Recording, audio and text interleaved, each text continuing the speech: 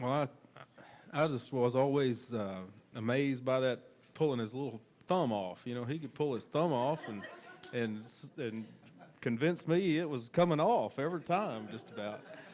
Of course, he said if you're dumb enough to believe it, you ought to, and that was the moral of most of his stories to me. I guess I had Rube painted on my forehead, but Mama thought a lot of him, and I figured she was a pretty good judge of character most of the time.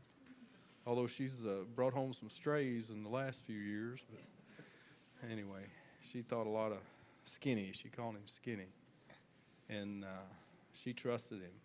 You know, just it really.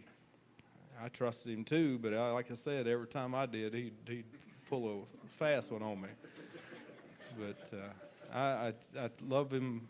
You know, his kids just like the rest of our family, and Aunt Betty, I know she watched me like a hawk because I probably was a bad influence her a time or two, but Tony had it coming if I ever got any over on him, and he tried to help, or I tried to help him with a tobacco crop one time. I decided I wasn't going to raise tobacco. I might help the farmers in the country, but I ain't going to try to do a whole crop no more.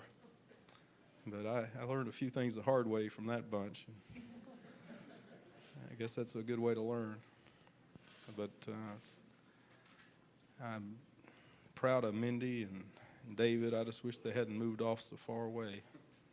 Dad always said, as long as we're walking the earth, he'll never die. And I've seen a couple of them kids of theirs that I know Elwood's still going to be stomping around. And I mean, the little boys I've seen out there in Utah. You should have brought a couple of them.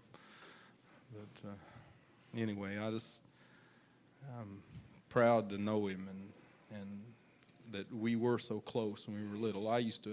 I felt like crying a lot of times on the weekend when they had to go back home. You know, it was just like the air got out of the balloon or something. But that's how good it was to be with all them cousins.